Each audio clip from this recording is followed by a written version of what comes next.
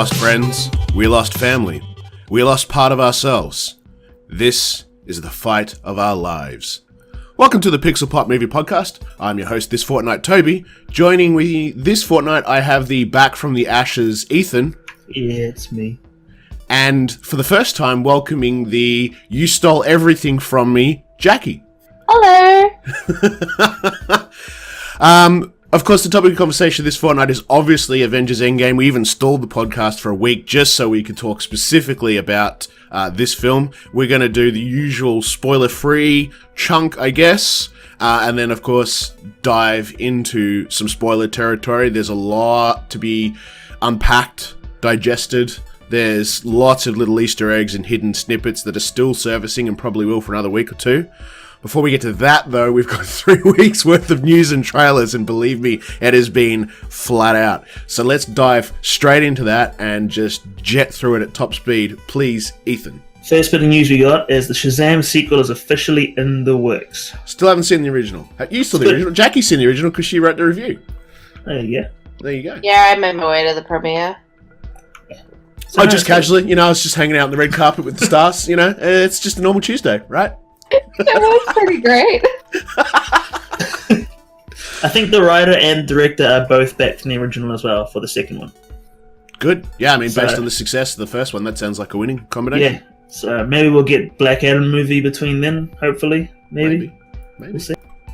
To follow on some DC news, we also have John Cena might be joining James Gunn's The Suicide Squad. I can get behind that. Yeah. No idea who he's playing, but he's apparently up for a role. Still in talks, but I'm a bit of I don't watch wrestling, but I'm a bit of a Cena fan, and the stuff I've seen him in movies, I've enjoyed. I think he could be. I'd like to see him follow the path of Batista though, and not The Rock, if that makes sense. Well, I think he kind of is because he's done a lot of comedies. Yeah, whereas Rock's done a lot of actions. Batista's dabbled a little bit in everything, I think. Yeah, especially with being in Blade Runner and all that sort of stuff. And now he's got a comedy coming out. So I think John Cena's kind of doing his own thing as well.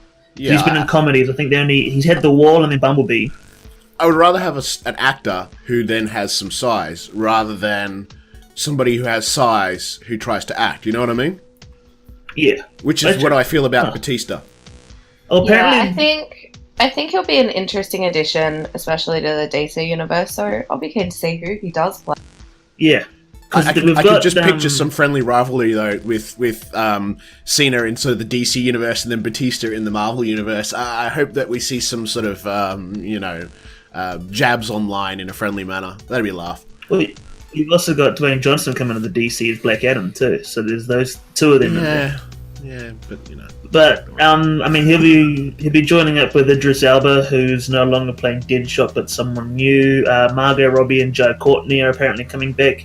And I've also heard rumours that Joel Kinnaman will be back as Rick Flag too. Yeah, stuff's happening. All right. So we'll see how that goes. Marvel Studios, now it's the big chunk of Marvel news. They have a 5-year Phase 4 plan, which probably doesn't include the X-Men. I'd say that they may try and squeeze something in, but largely overall they probably won't have it with the acquisition only passing and March just gone. Yeah, I agree. I would be maybe some cameos, tiny little hints, but yeah. Do you think they might? I mean, of course, in the original comics, the mutants sort of appear I think when they start around the 60s or 70s, not including obviously Apocalypse. But do you think they might sort of change the storyline so that the mutants start appearing? The mutants are a byproduct of the Thanos snap, perhaps, like they come back different. Maybe. Unless they're going to use Eternals as a way to introduce them as well. Yeah, because that way you don't have to retcon. You don't have to go, oh, by the way, everyone, we had mutants this whole time. You never knew. Ha ha ha. Exactly, yeah.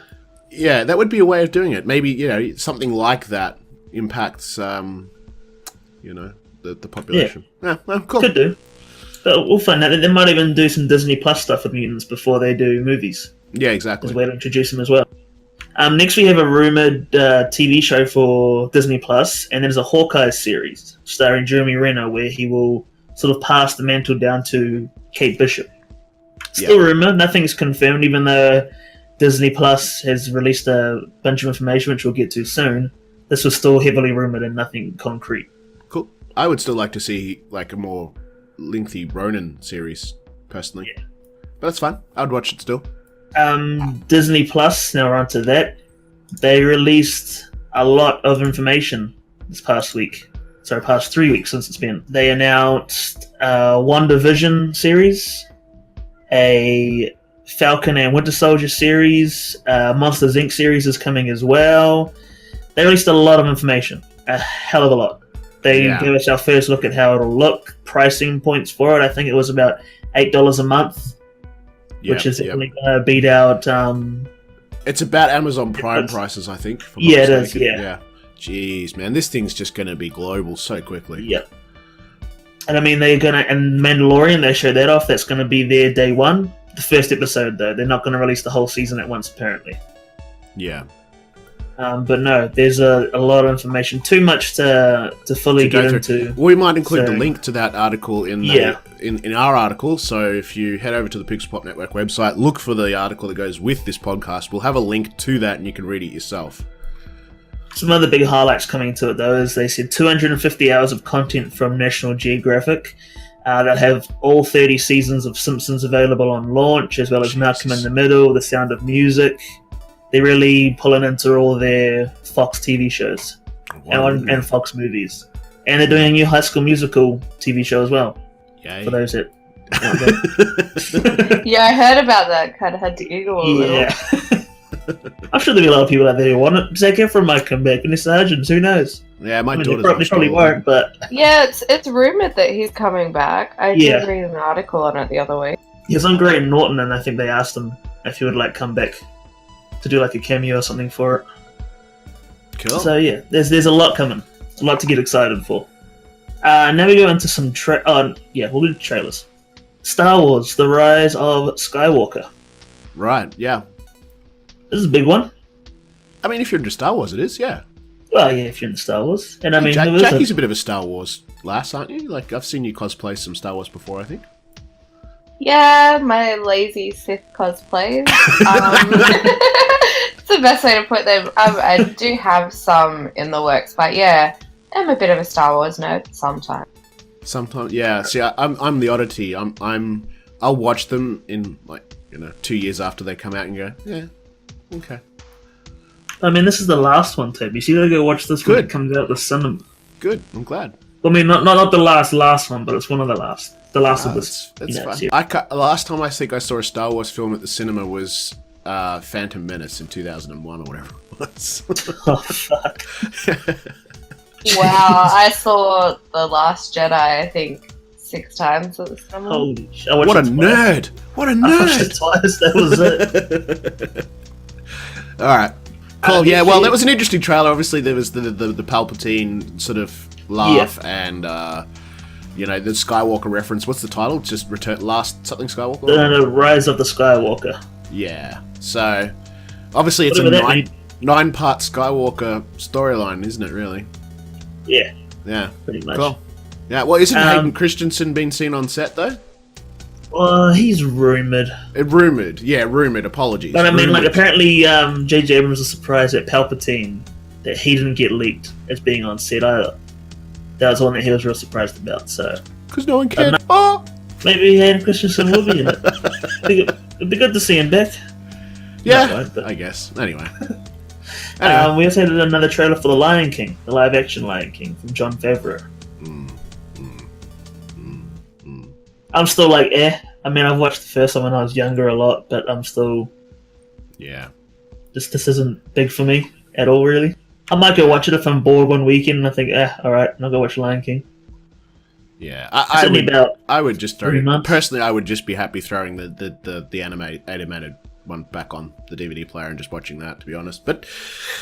I guess the thing is we're looking at it from the perspective of bitter old farts. If you've got an 8-year-old who's never enjoyed the original, then this is going to be their film that they're going to be attached to. So I guess that it's sort of a bit like how Star Wars Episode 1 was. Like, all the bitter, entrenched Star Wars fans were like, no, this is the worst thing ever. And then the kids loved it, and they loved Jar Jar Binks, So I think that's sort of where you've got to look at this, is it's not for us, it's for the newer generation. What's wrong with Jar Jar Binks? And that was the last time we ever had Ethan on the podcast. All right, yeah, cool. Lion King trailer. It's there. It exists. We had another trailer for The Boys coming to Amazon Yeah, wasn't on that July graphic? 26th. That was something Have you else, seen yeah. this trailer, Jacqui? Yeah, I remember watching the trailer and I was kind of sitting there shaking my head for a while, and then I was like, I need to get behind this series. Yeah, well, I mean, I remember the comic books, and I remember them being extremely graphic, and I'm thinking, there's no way you're going to turn this into a series, and then I watched the trailer and went, holy shit, they're turning this into a series. Well, this I is think also it'll be a nice contrast to a lot of the other series that are... Yeah, but I mean, she's sitting on his face, has an orgasm, and explodes his head. What the fuck? Like, I mean, wow. This is from Seth Rogen, though. Yeah, still, I mean, that was I mean, pretty... handling Preacher, and he's doing this, and I think he's working on like another comic book TV show as well. So high-impact sexual violence. I mean, wow. Yeah. That may not get through Australian sentences. Yeah, this one might be a VPN jobby. Yeah, good trailer though. We had another trailer for Fast and Furious presents Hobbs and Shaw. Yeah, Fast and Furious 376,000 part B. This movie looks like it showed off way too much. I'll give it that, but it does look like a hell of a lot of fun. Right. Isn't there a rumor, or is it confirmed yet, that Keanu was on set and may have a part? I was just going to get to that next. He apparently could be a potential spoiler. I don't know. But he might be the big bad, as like an overseeing of Idris Elba's character, and might be there as a villain for the next one. Right. Just like not a big role, but apparently he's in it. Which, I mean, more Keanu. I never heard anyone. Unless you have people in John Wick. But, yeah.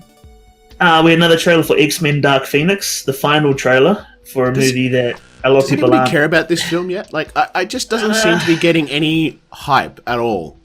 I'm kind of sitting there watching my friends who are part of the X-Men fan base, and they're getting a bit hyped, but I think everyone's kind of just over it. Like, because there's such lengths of time between the films, no one really cares anymore because they're going to wait so long. And I mean, Apocalypse was a huge disappointment too. It was excellent, and I loved it. You shut up. No, you shut up. It was great. Toby, it was you the can best. leave now. Yeah, damn. you should leave, Toby. Fuck this shit. Come two on. against one. 2 against 1. See, leave. Nah, it's all that about that youth attachment, and for me, reading X-Men comics in the 80s, it was the whole Apocalypse storyline, and that's why I was like, shit. yeah, well, it was better than nothing, all right? Don't care had sex. This is the superior one, so that's the best one. Oh. But I mean, you were fucking 3 when I was reading X-Men, so shut up. I was reading X-Men when I was 3, alright? So you shut up. And I think that the main problem with the Dark Phoenix one is because it's been delayed so many times as well, which is... Well, the other problem is it's kind of been well. done. That's the other thing. I mean, we had Well, this yeah, story it arc has. We've got already. X-Men Last Stand again. Yeah, and I think that's probably, for me, the biggest kind of... is because it's sort of... I hope they do it better this time. Well, That's my I think they will. Way. I think they will. They've gone through a bunch of reshoots and they've changed so much of the movie as well. They've taken... I read the script for it probably about 3 or 4 months ago, before like they had put in all the reshoots, and it sounded good. But then after they've had all the reshoots, and it doesn't sound as good since then. They've changed a lot of it, which I feel like... So about that New Mutants... Well, no, I think they've changed things because of the acquisition from Disney and Fox. I feel like that's influenced a lot. Now, So, I mean, we'll have to wait and see. It's out in isn't like it? 2 months. Yeah, so we'll find June out. 6th, actually just over a month, and it's out. Yep. Next, we have another trailer for Child's Play, the new reboot. Yep, cool. Next. Yeah, I don't think that one needs a whole lot of time. Considering now it's no longer like, some guys possessing a doll. The doll's just gone mad with some military hardware, and it controls like a house and all that sort of shit. So it sounds like Small Soldiers, kind of. Yeah, hard Got a pass. A military chip in movie it. I won't Crazy. be watching. Oh, no, hell no. Nah, hard pass. One Toby linked, and that is a Yay. trailer for Pennyworth. Yeah! This, I mean, I'm a big fan of... Alfred. Yeah, I'm a big fan of sort of post World War II, post World War II stuff, especially if it's British based. I mean, that's just my interests. But this looks really good, and it's a character that probably hasn't seen a massive amount of screen time, so there could be some interesting stories here. I mean, he's a butler. Why do we care? Because he's ex-Special Forces. No one cares about Alfred. This looks good, and the trailer's not super long, but I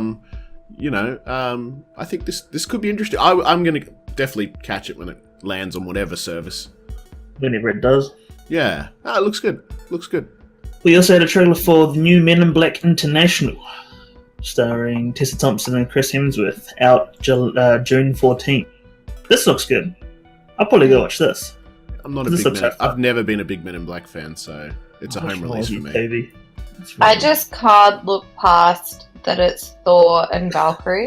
Pretty much. Like, I look at the poster at work and I'm like, it doesn't look right. It just doesn't sit right. Yeah.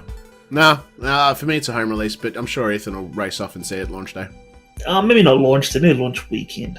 We'll see. Yeah. We also had a trailer for The Gemini Man. I thought that might have first been a sequel to... Just reading the title, I thought it might have been a sequel to I Am Legend. But it's not.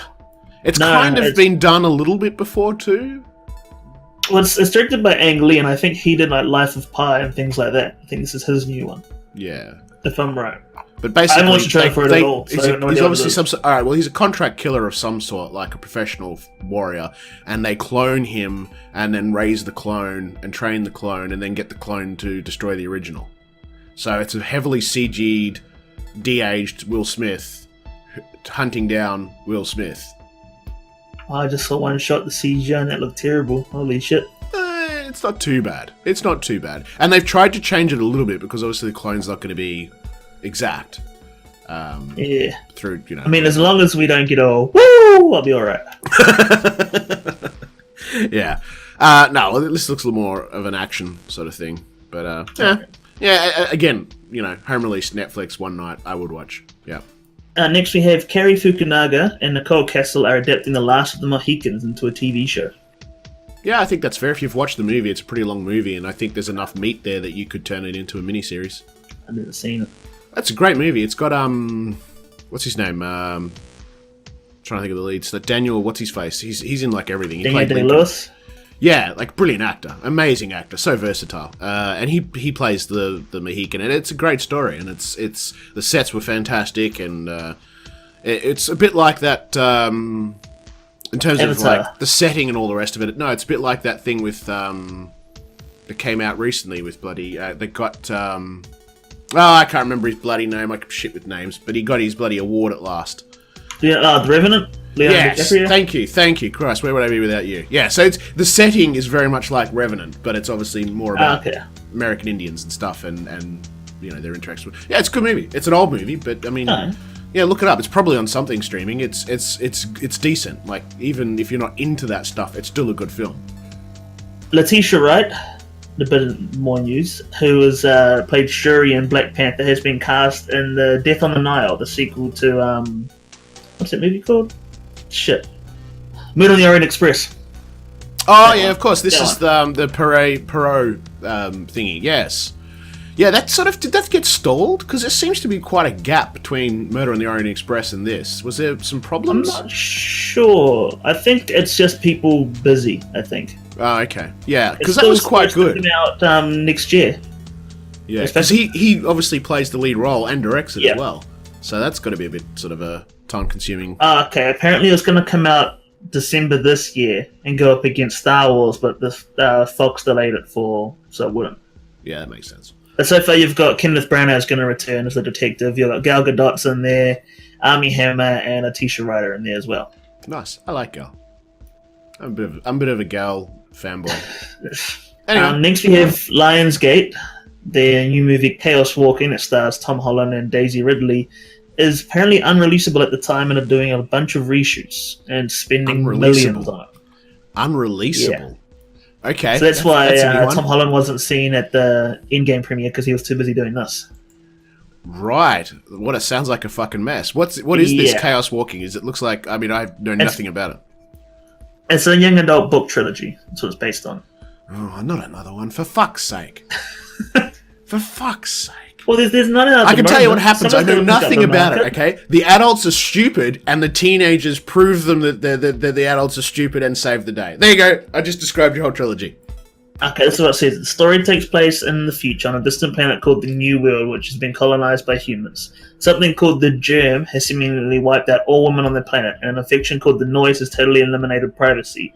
The men and boys can hear what everyone else is thinking at all times. A young man named Todd Hewitt, which is Holland, stumbles across the first girl he's ever seen, which is Daisy Ridley, and eventually realizes that he may be the only one able to stop the planet's destruction. Yeah, righto. It's supposed to come out March 1st this year, but it's been delayed until next year at some point. Yeah, because heavily trained and armed, warriors can't do shit. You need a teenage boy or girl to save the day. Of course you do, Toby. It all it takes is one person. It's shit. It's shit. I mean, it's just shit. Alright, moving on. I'm a bitter and twisted old fart, but it's just shit. We're getting towards the end of it now, anyway. Good, excellent. Guillermo del Toro, his next movie called Guillermo del Toro. I can never say his first name, hey. Guillermo. It's Guillermo. Guillermo. I should just tweet him and say, hey bro, what's up with the name? Can we call him G? Big G del Toro. G del Toro, alright, G del Toro. His next movie called Nightmare Alley, which is a remake of the 1947 movie about dueling con artists at a carnival. And apparently Leonardo DiCaprio is up for the role. This will be like a bit of a departure for Guillermo because it's his first movie that being like monsters and all fantasy style. Yes. So this will be some new territory for him. Yeah, I'm down with that. I mean, I like his horror movies though, so yeah. Pan's Labyrinth was amazing. I've never seen that one. It is a must-see. What the fuck is wrong with you, Ethan? Why are you still surprised, Toby? Why? Because I have hope in you. Why? I have faith that you might be a better human being. I watched Skyline 3 last night. Leave me You're alone. a disgusting human being. I hate you. I'll watch Pan's Labyrinth at some point if it's on Netflix or Stan or whatever. Maybe it's not. I might go watch it today. It's in It Spanish. was on Netflix at one point, so it might still be on there. I'll have a look. We also have Tyler Labine. Yeah. Hints that Tucker and Dale vs. Evil will continue in some form. Yes, which may not be film, maybe series, maybe comic book. I don't know. I don't know if you've seen the original movie, but it's hilarious. No, silence. I've seen it once. I haven't seen that. Yeah, because it's got Alan Tudyk in it. Yeah. And they're rednecks, and they live in like a cabin in the woods. And teenagers come up to party, and it's the whole cliche thing of the rednecks trying to kill them, but they're not. The teenagers just have one accident after another, like they accidentally fall in the wood chipper. So it sort of makes them look like they're psychotic murderers, but they're not, and it's a comedy, and it's quite funny. And of course, Alan Tudyk's hilarious, and worth the watch. Definitely worth the watch. So I'm keen to see them do more. Now, lastly, we have the Swamp Thing TV show that's coming to DC Universe's online streaming service. Has been reduced to, I think, 10 episodes rather than 13 after a bunch of stuff has gone on behind the scenes. There's rumors that there's problems with the actual streaming service, but they're saying otherwise. Who knows? Yeah. What's going on with that?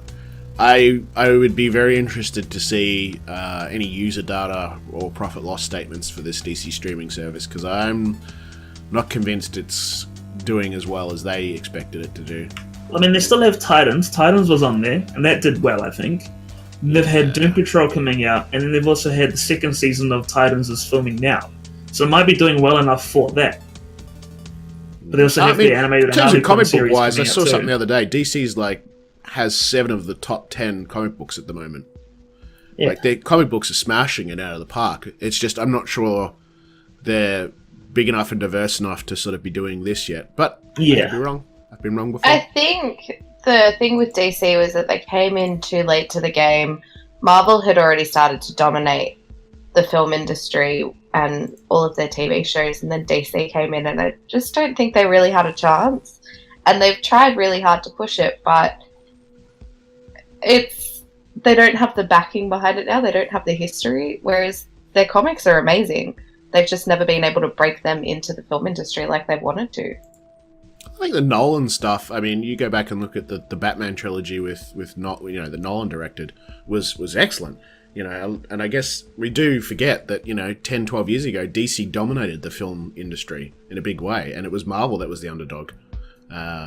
They lost traction, I guess, to Marvel. But I think DC's strength in the last decade has been in their TV shows, Gotham and things like that. And I still stand by my statements earlier that they should really be focusing and sticking to that. Sure, release the odd film like Shazam was obviously amazing, but focus on what their strengths, play to your strengths, and that seems to be their TV shows.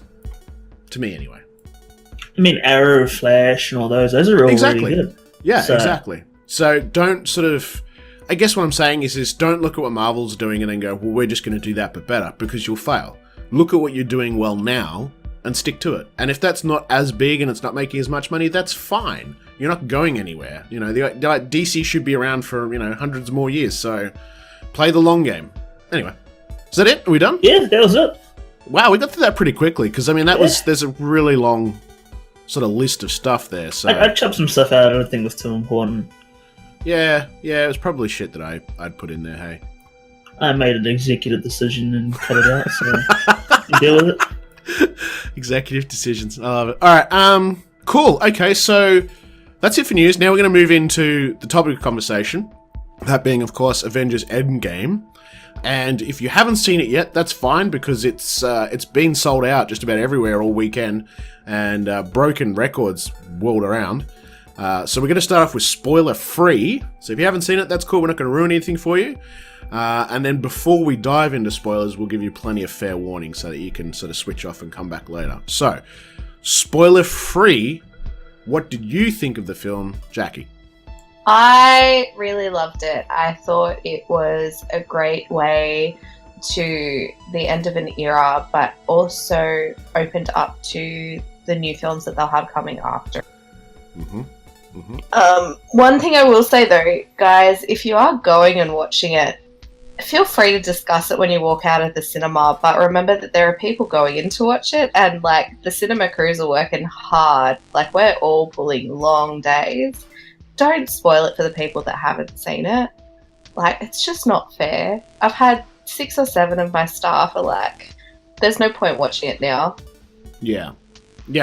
I was careful of that when we were going in. I was sort of trying to avoid groups of people and things like that. Yeah, that's definitely a valid point. Yeah, pardon me, my local cinema, when I went in and saw it on the Wednesday night, the young fellow was taking the tickets, was just literally dripping in sweat, and I sort of gave him a smile and I said, "Have you ever had?"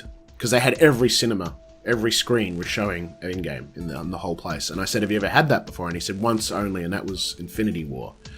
And I know my local cinema changed their entire weekend's showtimes so that other movies got, if you wanted to see Captain Marvel, they got one screening once on that whole day.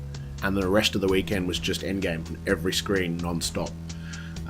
And it was crazy. There's just queues out the door and around the corner, like a literal blockbuster. You hear about blockbusters and how it started with Star Wars and all that back in the 70s and the Chinatown cinema in New York, whatever it is, and that was where the term was coined. And you'd never seen a blockbuster per se. I hadn't. You probably have, Jacqui, but I hadn't, not in Australia. And I literally witnessed blockbusters where the queues were just out the building and around the corner. It was nuts.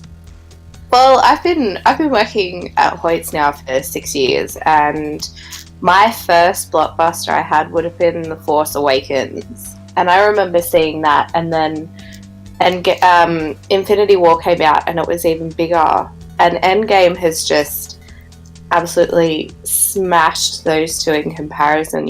Every session we've had, there's been maybe one seat left, and that's going up to 11:45 at night. So it's a huge film, and I think for someone who's been following it for as long as I have since the beginning, I really felt that it was a film for the fans in the sense of everyone who needed closure got it, and those who didn't, it's just because they're going to be there again. And it's exciting, you get to sit there and go, well, now I want to know what's going to happen now that everything's changed. Yeah. So what was your takeaway, Ethan? What were your thoughts? Of course, spoiler free. Well, I thoroughly enjoyed it, as you know. I was there with you. You did? I have... He blubbered more than me. I cried, but Ethan sobbed. Yeah, alright. I had a problem with one or two things, nothing too big, nothing that's going to, diminish the overall enjoyment of it. But it was a great end to the 11 years and 22 movies, which, more to come is going to be great, but it was definitely a good end that I will definitely happily watch over and over again still. Yep. I'm going to play devil's advocate here and say that it's one of those films for me that the more I watch it, the more I start picking it apart and the more I start finding loose threads. And I know that's not what you're supposed to do with the film, but I can't help it. I still would probably put Infinity War above this, as an experience, that is, because when we all watched Infinity War and we came out, no one expected that, and everyone was just completely shell-shocked, and that feeling was something that I hadn't experienced with a film before. Probably unless it was a Stephen King film where everybody dies, and his early stuff. It was just... And of course... Endgame is great, and yes, it has closure and it has answers questions and all that sort of stuff, but I didn't walk out of the cinema with that same level of emotion. And it was a different kind of emotion, and it was an emotion that I had experienced before, whereas Infinity War gave me something fresh, and I have to give it points for that. But there are other issues with Endgame. The more you watch it and the more you sort of pull on the loose threads, where you're kind of like, well, this theme was a bit cliche, that's a bit of a trope, that's kind of been done, this could have been done better. I feel the pacing of the middle of the film was a bit slow, and I understand there's so many characters that they all need screen time, and I get that, but I know already when I go to watch this on Blu-ray, I'm going to be like, love the beginning, oh god, the middle part, and then yes, the ending is kind of what's going to happen, and I didn't have that with Infinity War. So I know that's going to upset some people. It's still an amazing film. It's still absolutely a necessary watch because it's a capstone to 11 years. But for me personally, I think Infinity War was the better film. Boo. You're allowed to be wrong. All right. I actually sit there and I don't think I can compare the two to decide what I like more. I mean, it's a bit hard for me. My favourite character barely rocks up these days, so... All right, well, we will move into spoiler territory now so that we can take off the restraints and speak freely, I guess. Loosen the belts. So if you haven't seen the film, go and see it. Absolutely. Go and see it. Don't hesitate. Go see it twice. A lot of us have seen it 3 times now. So go see it multiple times, then come back and unpause the podcast and keep going, and then you can agree or disagree with everything we've got to say. I think this time we'll probably let Ethan off the leash first, only because I know what he's like. He will frame by frame the shit out of this entire movie. Oh, no, I won't. Not yet. Not yet, but he will. Yeah. When he's got the 4K version, he will frame by frame this shit. I'll sit down for 6 hours and I'll slow it down to Yeah, he will. And we're laughing and joking about it, but he really will. Yeah. So, spoilers, and I'm sure you've spoken with Lucas, who's obviously not here this fortnight. You must have been some conversations. Throw it all at us. Regurgitate the spoilers upon us. I'll start with the 2 main issues that I had. And one of those was, I would have liked to have seen Bruce come to the realization of, him and Hulk merging. I would have liked to have seen that. Yes. I would have liked to have just seen, he says, I spent 18 months in a gamma fucking lab, and that's how we, became to be, coexist. But I would have liked to have seen, the ultimate sort of, thing of when they finally do merge and all that sort of thing. Yes. That was a bit of a letdown, but it's nothing too big. And the only other problem I had with it was the big fight at the end. How the hell did the Ravagers get there? Who the fuck contacted them? Because they rock up there with Howard the Duck, and it's how they get it? Who organised it? I mean, you could say it was possibly Kraglin who might have done it, but I don't know. Sean's Gunn is credited as Kraglin in the movie. I didn't see him anyway. He could have been in that final fight. I don't know, but that could be how. That's the only 2 problems I have with the movie. Yep, fair enough. I agree, and I mean, the problem is you've got a 5-year gap and a lot happens during that time, and... Well, also, what happens with Peter when he goes back to school? None of his schoolmates would be there because he's 5 years has passed and all his schoolmates got snapped. Yeah. Half Half of his schoolmates would have graduated. Yeah. Yeah. So is there going to be a situation in the next movie where some of his friends are now 20? Or are they just going to ignore the time jump at all and Spider-Man Far From Home? I don't think you can. No, they'll just say that was been snapped. You can't ignore that time skip. But that was something that came up with my friends who were like, so what? Did his friends just get snapped as well? Is that what we're going with? Yeah. Yeah. I think one of the biggest beefs for me, and I've seen other people bring this up, is that the antagonist, Thanos, it's not the Thanos that we know. It's a completely different Thanos, and it lacks some emotion, I guess, when he turns up and here's Scarlet Witch going, "You took everything from me," and he says, "I don't even know who you are." You know what I mean? It just, the fight felt hollow a bit because of that, because it wasn't the same epic struggle between the Thanos that we knew and everything that he had been through. It was just thrown aside. This film essentially throws Infinity War aside, largely, at least in terms of Thanos' story, and that kind of bothered me a bit too. That because it's a different, it's still Thanos, but it's a completely different person. It's a completely different villain for this film. This Thanos hasn't gone through an emotional journey. He hasn't had to kill Gamora. He hasn't had to, sacrifice all of his lieutenants. He hasn't had to fight and do all these things to earn the stones. And I feel that because of that journey in Infinity War, it humanizes him in a lot of ways. And yet in this, I don't know. They're avenging against someone who they've never fought before, essentially. Yeah. And that. And the thing is, to me, the time travel was... we had read so many spoilers and we knew it was kind of coming, but... Yeah. I don't know. Not only that, there was... It felt a bit backsies. A week after Infinity War came out, I found a supposed leak online. And it was damn close. It was pretty damn close. There was two or three things that were probably a bit off, but yeah, that was everything else was pretty much spot on. Yeah. And one other thing I would have liked to have seen is, Cap at the end goes back and hands all the stones back to where they should have gone. Mm-hmm. I would have loved to have seen his interaction with Red Skull taking the Soul Stone back.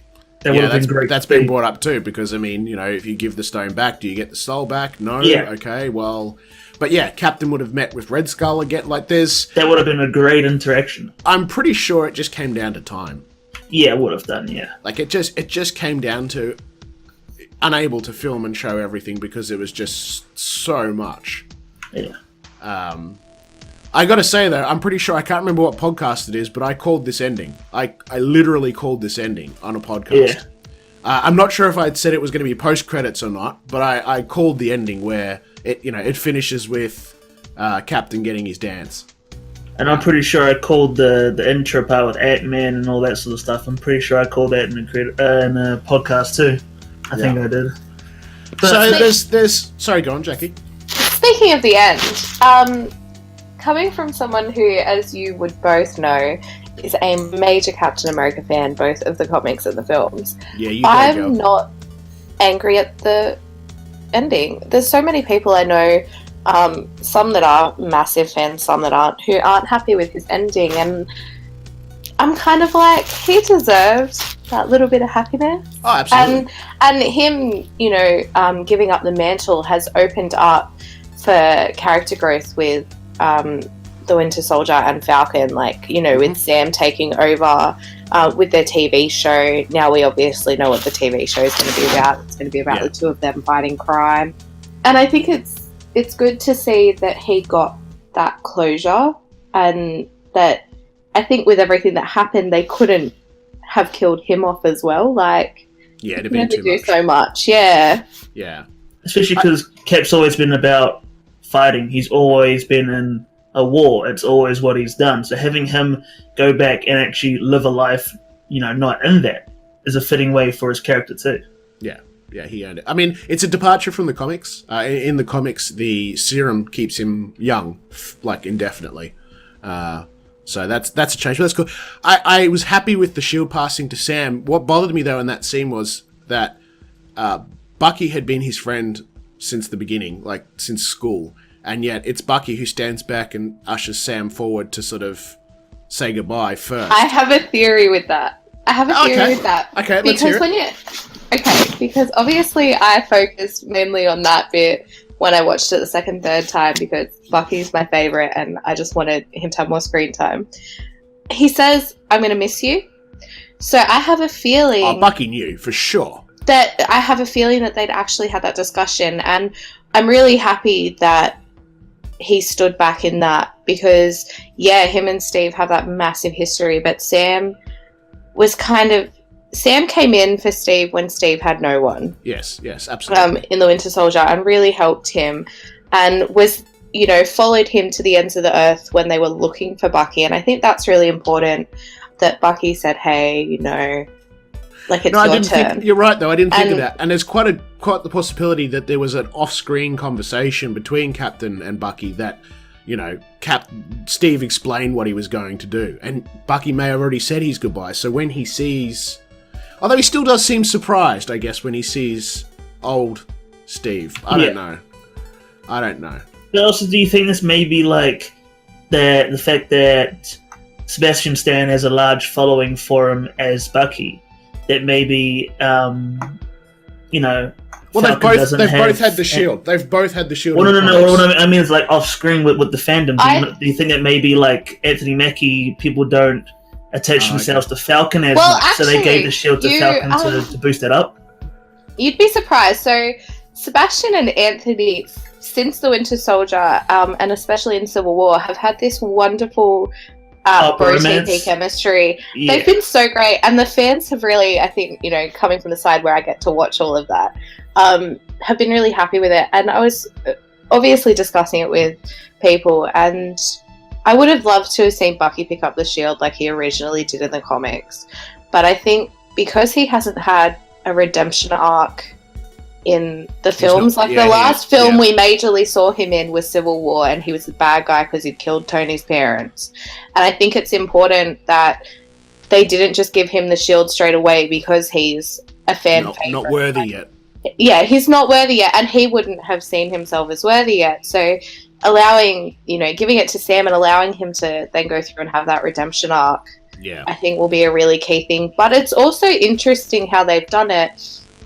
When I totally thought that he was going to come back into Black Panther 2 as the White Wolf. So I'm interested to see what happens with that, because Sebastian's meant to still have 3 films left. Yeah. Yes. So it's going to be interesting, because now that's kind of changed what I thought was going to happen. I would love to see, I can't think of a reason why it would happen, but I would love to see Bucky sort of have some time with the Guardians, because there was those interactions with Rocket and things like that. Him and Rocket. Yeah, I'd like to see more of that. They even fought side to side there at the end battle in England. Yeah, exactly. Listen together. Yeah, I really wanted Rocket to turn around and say, "Have you thought about the arm yet?" Yeah, or something like that. That would have made it. There was a few good moments in that end fight though. Like one of them was when Black Panther calls Hawkeye Clint, as in like Civil War. He's like, oh, I don't care. When Hawkeye tries to introduce himself, and he's like, oh, yeah, do you remember my name? I thought that was like a nice addition there they put in. Yeah. As well as Wasp calling Cap, and then looking at Ant-Man. They both smile at each other after she made fun of him, and Ant-Man and the Wasp are doing it. I thought that was quite nice as well. Just that little few character interactions. Here's a question for you that you might be able to help me with. So, Pym Particle is used to go back in time. Pym Particle is used to go forwards in time. How does Thanos' ship come forwards in time without a Pym Particle? Nebula gave it to him. She had him left over. Nebula used hers to get back to the present. Oh, I don't know then. Because she takes it off. It off the good Nebula. I'm sure that maybe Thanos might be able to reverse engineer, make his own. Yeah, but it's a pretty big oversight, because that's the whole point of the time travel, is like, we can only do this because we've only got this much, and then Thanos and his entire ship's like, lol jokes, here we are. I don't know. I didn't even notice that. Yeah. This is what I mean. The more you watch this film, and it's look, to be fair, it's the problem of every time traveling film ever. I mean, you can sit here and pick Terminator apart until it's in pieces. But there's a few things like that. I think the more we watch it, the more we're going to go, wow, you dropped the ball there, guys. You know, Well, and again, look, it purely could come down to, again, just literally restraints on making a 3-hour film, because, yeah, they could have shown, she could have given it to Thanos, who then reverse engineered it with his tech, made more, right? Like, you could have done that, but they just don't have time to show it. But because they don't show a lot of this stuff, if you just take the film at face value, there's a lot of gaps, I guess, like that keep showing up. I mean, there's also the fact that old Cap shouldn't be there at the end either. Because if he goes back and changes the timeline, that's going to diverge that off into a different timeline, not our current one. So as the Ancient One explains, yeah. Yeah. Yep. I thought it was neat, though, to show the Ancient One engaged in the original 2012 Battle for New York. Like, it's sort of saying, hey, we were here, you just didn't see us. Yeah. That was nice. neat. Yeah. But I've been messaged by a lot of people about who that random kid was at Tony's funeral as well. It was the guy from Iron Man 3. Yeah.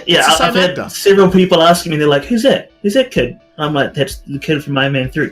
He's just, 6 years older now. Yes. So he was 11 when Iron Man 3 came out, and now he's 17, so of course he's going to look a lot different. Exactly. So, I mean, Gamora comes forward in time, so she, cheats from a different timeline or whatever, but she cheats the death. Does this then mean that we're going to just casually... I mean, there's more Pym Particle, right? The van still exists. Are we just going to go and bring back Black Widow? Are we just going to bring back Vision? Are we just going to bring back Quicksilver? Is that what's happening now? I don't know. Can I just say, on the point of you bringing up Black Widow, I felt her death was kind of cheap. Yeah, I did too. They used the same musical score. I didn't cry. As Gamora. No. It was sad to see the character go, but at the same time, the way it was done, because it was sort of already done, it wasn't as impactful. I will admit, I still cried like a baby. But I think that's because her and Clint's friendship, they've become, I guess, the mum and dad of the team. And I can understand the two of them being so willing to sacrifice themselves, but I just felt like, one, she didn't get any kind of funeral fanfare, which I know she wouldn't have wanted, but it would have been nice to see a bit more than the team just sitting there discussing it. And it was pretty much so that she could turn around and go, I've redeemed myself for everything I've done. Mm-hmm. I felt, and I was just kind of like, it's a bit... I get that they didn't really have any other characters they could think of to use in that scenario, but I just felt it was a little bit cheap. But her fight with Clint was pretty good. Yes. Yeah, I agree, it was. But we've still got the Black Widow movie coming out. Well, unconfirmed, but, all but confirmed. So, I mean, I know it's an origin story, but in terms of MCU, her story's not over yet. So we get to enjoy that soon. But yeah, I mean, look, Vision is dead. Vision is dead. Yeah. We all thought he was coming back. He's not. Quicksilver. We thought the actor was on set. We all thought Quicksilver was going to get saved. Visiting. Maybe he was, but I mean, he's dead. Yeah. I'm assuming that, Black Widow's dead. Like, why don't we just go back and forwards in time and bring Stark from a different timeline? Is this the beginning of the MCU? We've got parallel timelines now, not necessarily parallel dimensions. It's not said that they're dimensions, but are we talking the multiverse now? Are we talking, the MCU? We also have Loki using the Tesseract and teleporting away in New York. Does that mean there's another Loki now floating around? Yeah. Exactly. We were all sitting there going, does that mean Loki technically isn't dead anymore? Yeah, I mean, he's got that TV show coming out. That's been confirmed. So that could be hell. I read about half an hour ago, I was scrolling through my Facebook, and apparently the WandaVision one is meant to be set in the 1950s. I'm not sure if it's in the 1950s, but Elizabeth Olsen said at the premiere for Endgame that it has a 1950s vibe to it. But I think, I'm not sure which one's true, though. If it's set in the 50s or just has the 1950s vibe. So it's like, well, what the hell are they going to do with that, then? How's that going to work? Don't know. Maybe we'll find out. I mean, an easy way around it is they can somehow download his consciousness. I mean, he's still a machine as much as he is organic. Maybe his memories are still stored on some sort of storage device inside him, and they can download him back to an AI as and then she can interact with him. I don't know. Like, I guess we'll find out. But, now that Shuri's back, probably can. Yeah, exactly. She's going to have to step up as the new super genius for the whole suits and all the rest. Yeah, it's all her now. But yeah, so we've got characters. I mean, if we actually step back and look at where the original 6 Avengers stand now, you've got, Stark is now perished. You've got the Captain, who is retired. You've got Hawkeye, who's now retired. You've got Black Widow, who is dead, which leaves Thor, who I felt was, because a lot of people were obviously upset with how he appeared. I felt they were trying to go for old King Thor, especially when you see him sort of power up. If you look at the comic book images of old King Thor, he has the large beard with the braids. He's still strong, but he has a bit of a gut. He wears thicker body armor and all this sort of stuff. Like, I feel they're just trying to age the character. But you've got Thor and you've got Hulk. That's it. That's the only 2 of the original Avengers that are still active, quote unquote. Now, does that mean that Thor's going to be actually in Guardians of the Galaxy 3, or do you think that he'll depart off screen before it comes out? In terms of the story. Guardians 3 is due for what, 2021? 2022, I think. Right, it's ages. Thor 4 is only in the early stages of rumbles and rumours. Tessa Thompson said it's been pitched to Marvel with Taika Waititi back.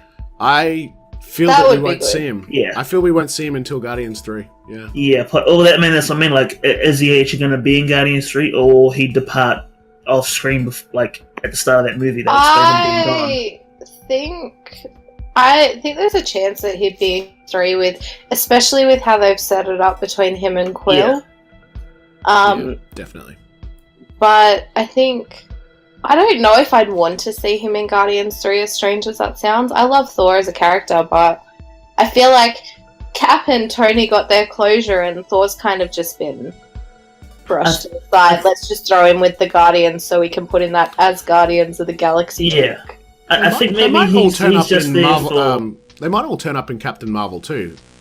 Maybe, well, we still don't know if that's going to be set present there in the past again. I think we're going to take a beat from Earth-based heroes for a little bit, because we're going to have Far From Home, which is the end of Phase 3 confirmed, and I think then as we launch into Phase 4, we're probably going to have a break from a lot of the Earth-based heroes. They'll switch to TV. Yeah, there's that, yes, but I think we're really about to leap out into galactic level of MCU now. Like, we've got Eternals, we've got all these other Captain Marvel. Like, she's barely in Endgame, and rightly so. Like she says, there's problems happening on 1,000 worlds. And I think it was good not having her in Endgame or a whole, because she really does. She tips the scales, and I think it was important to see that they didn't necessarily need her to defeat the big bad. No.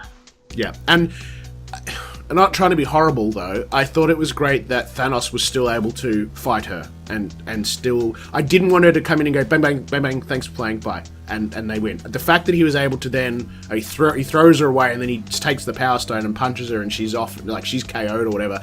I didn't, because obviously in her own movie she's just straight up god tier, to the point that she's laughing pretty much as she just annihilates everybody, because that's her power level, that's where she's meant to be. It was good that it was still like Thanos was a difficult fight for her, and it'd be interesting to see her in her next film, because up until now she's never had a challenge, someone that was able to push back. And now that she's had that, we might get that growth storyline that we didn't see in her first film. Yeah, speaking of Captain Marvel, you know what I really loved was the haircut. The haircut was great, but the girls all teaming up at the end when she takes the gauntlet off Peter. I really liked seeing all of the female characters just in one shot, and I think that was a real nod to how much she initially got slammed when Captain Marvel came into it, everyone wasn't happy, blah, blah, blah. And seeing them all team up, I think, was really important, because you see the guys all the time, and having that little bit of female representation as someone who is a female in the comic book world was absolutely great, and they did it in such a good way. Like, they didn't step on anyone's toes or anything like that. It was just, here are all the females, aren't they great? Yeah, it wasn't gratuitous. It wasn't sort of, it was a nod, not sticking it in your face, I guess. Yeah, and it's not like the boys were indisposed or anything like that. They were fighting themselves, kicking butt. It was just nice to see all the girls sitting there working as a team. Like, it was kind of humorous, though. I'm watching that scene, and you sort of, like, there's Captain Marvel, and then you've got, Pepper and all these others, like, super amazingly, awesomely powerful, like, top tier power character. And then at the end, you're just sort of watching Gamora, like, walk casually on the side. It's like, by comparison, her powers are nothing, it's sort of, like, just sticky taped onto the end there. It's kind of like Black Widow and Hawkeye when, there's these massive Avengers battles going on. It's just sort of like, the normal humans are here too. Which I think is great. It's important to be like, oh, hey, you don't need powers to kick butt. Yeah, but that's being generous. I mean, let's be honest. If Hawkeye was to get in hand-to-hand combat with Thanos, for instance, his ass would be absolutely whooped. He would just die from a single punch. Like, he would literally die from it. He would just, like Doom, like, where there's just, like, gibs going everywhere. He was just, he would cease to exist. So, I mean that final big battle scene, I guess, really made it for me. That was whatever it was, and let's be honest, it was total fan service. I mean, you asked why the Ravagers were there and all the rest of it. It was total fan service, to the point that Wong even turns to pretty much to the audience. Let's be honest, and says, you wanted more. Like, it was completely pandering, but in a good way. And I'm sure we'll be frame by framing the shit out of that entire battle. Yeah. Because if Howard the Duck is in there for a couple of frames, then who else is in there? I didn't notice Howard the Duck, so tonight when I'm at work, I'm going to go in and watch that. I'm not going to say that there might be a naughty version available online, and that's how people are freeze framing this stuff. I'm not going to say that, because we don't condone that. You need to go to the cinema and ask the projectionist very nicely to freeze frame that scene. The scene he's in is right when Wasp shows up. He's like on it, like just over his shoulder. Yeah, as they're walking through the portals. Yeah. Yeah. Look, I think I've seen the end battle about 7 times now, and it took me, I think, 6 goes to, like, I sat there focusing on who was getting blown up, just because I knew that Bucky would be in that scene, and I was not wrong. And I'm just like, why? Actually, if you think about it, each character has backup. So, like, Doctor Strange has the Sorcerers, Guardians have the Reavers. Ravagers, my apologies. I'm thinking Firefly. Right? That'll be fine too. We'll have Reavers, it's all good. But I mean, who doesn't get the backup? And I would have loved to have seen this. Would have been, is Captain. Doesn't get, I would have loved to have seen... Army guys. The Dum Commandos. Yeah, the Howling Commandos to turn up. I mean, why not? It would have been fantastic. Hey, he got one of them. Yeah, did he? And that's all we can ask for. Well, yeah, I guess Bucky, but yeah, I would have liked to see. I guess too, with all this time travel shit, Warriors 3. Nah, they're still there. Are they coming back? Are they dead? Nah, they did. Whatever they didn't change anything. Heimdall. Is Heimdall coming back? Yeah, Sif hasn't whatever happened in a while. No, that's been explained off screen. The directors have said that she is still alive. She survived the snap. She's doing her thing. She will be back. They have said that. Oh. Yeah, it's been. I'm pretty sure there was tweets to that effect. Maybe we'll see her in Thor 4. Yeah, because she was busy. The actress wasn't able to film. She's doing Blind Spot at the time. But I'm almost certain that it was either Taika or someone else tweeted that she's alive. It might have been Gunn, or it might have been the Russos, whatever. But she's alive, and that she will return in some capacity. So Sif is not out yet. So that's cool. So I have a question for you, Jacqui. If you had unlimited time and unlimited resources, and you could only pick one character from Endgame to cosplay, who would it be? Oh, that's unlimited time, unlimited money, unlimited resources. Oh, gosh. Because obviously, like, I have a Black Widow cosplay in the works now. Mm-hmm. And I will definitely be doing Bucky in his in the outfit he wore for Tony's funeral because that's pure lazy me. Right. I don't really know. That really is a hard one. Put her on the spot. Oh, I haven't thought about it. Maybe Pepper's armor. Maybe that would suit. be neat. Yeah, that'd be neat. Because I think that would be the most challenging, and I like to challenge myself. Yep. Oh.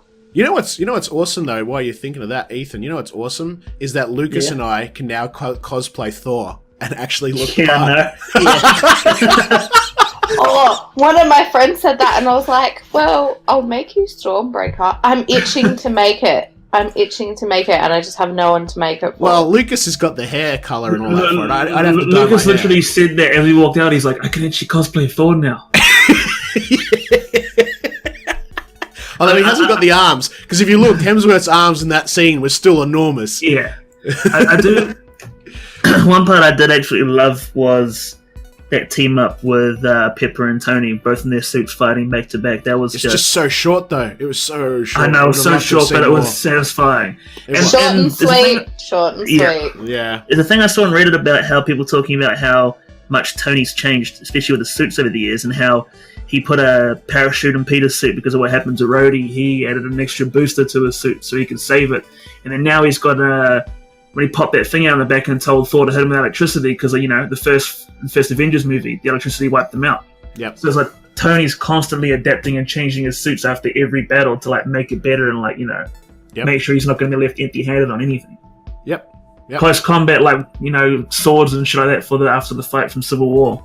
He's constantly doing shit to it, and I like to see that pay off a lot more, especially with him grabbing the stones out of the gauntlet. That was great too. Yeah. And speaking of the gauntlet, that was the toy that I told you about, Toby, that I saw. I told you there's a toy that came out that was like a massive spoiler. It was of the Stark gauntlet. Right. Hey, and while we're talking about gauntlets, if you actually go to Google, the search engine, and type in Thanos, you'll see a picture of the gauntlet on the right-hand side of your screen, and if you click that, you'll get a little Easter egg. It's pretty neat. I don't know if you've tried it yet. Yeah, it's good fun. I was sitting at work going, "Oh wow, this is cool." Yeah, it's pretty neat.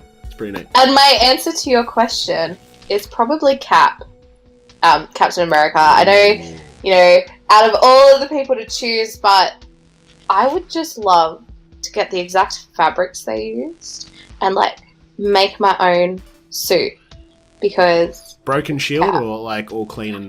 No, I think I'd do the broken shield. I'm actually kind of tempted to buy another shield just to smash it up for a convention at some point. Right. So, I guess before we wrap things up, because I'm the only one out here, of all the Captain America films, which one's your favourite? Winter Soldier. No, you shut your face. Winter Soldier. Winter Shut your face. Yeah, see, Toby. Okay. Oh! The first one's not good. Oh, it's the best! The first one is terrible. Yeah, okay, coming from Oh. And no. I don't love you anymore. Hear me out. From a nostalgia point of view, it's probably the best. From an actual film point of view, it's terrible. The directing was terrible. The scripting was horrible. The acting was, sorry guys, not that amazing because your script was horrible. The music was pretty good. The costuming was good, but the actual composition of the film wasn't too bad. No, I don't love you anymore. One of the best parts of that movie was Hayley Atwell got screen time, and that's it, Toby. That's it. You can die in a fire. The Winter Soldier, you talk to any Marvel fan, the Winter Soldier, I would say about 80%, is probably still one of their favourite films. And I think that says a lot for a film like that to impact that much. It's still my favourite.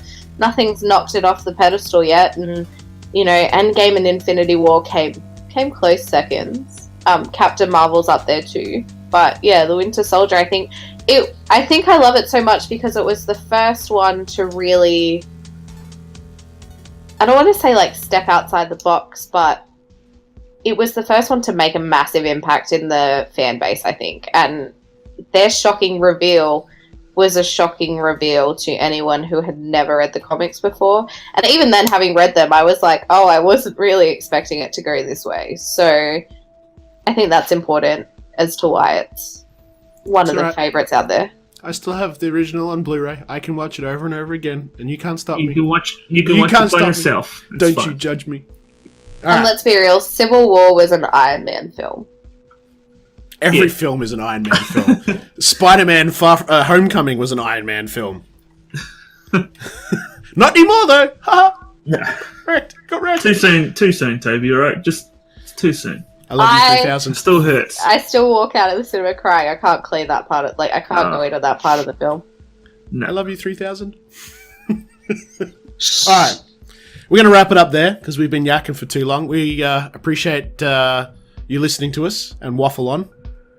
We'll be back next fortnight. I think we're probably overdue for some Game of Thrones banter by that stage. Yeah, we've got the big episode tomorrow, so... Oh, can I get in on that? Ooh, maybe. What else is happening in the next fortnight? We got any other movies Give coming me out? Give me one sec. So we've got... no, there isn't. No real movies coming out? Detective Pikachu's the week after, so we can't count that one. Right. Well, there is that extremely wicked, shockingly evil and vile, that Ted Bundy one that comes to Netflix. That's out between then. I'm headed to the premiere for Detective Pikachu, I'm pretty bloody sure, hell. on the 5th of May. So, I'll let you know how that goes.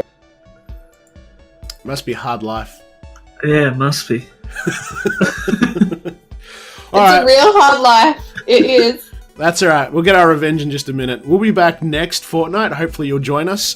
Huge thank you to our Patreon supporters who help make this podcast possible. Your donations every month are much appreciated.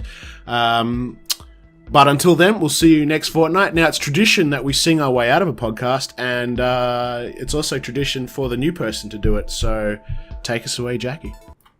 I'm not singing. That's what they all say. Dun dun You're dun dun dun dun dun dun dun dun dun dun dun dun dun dun dun dun.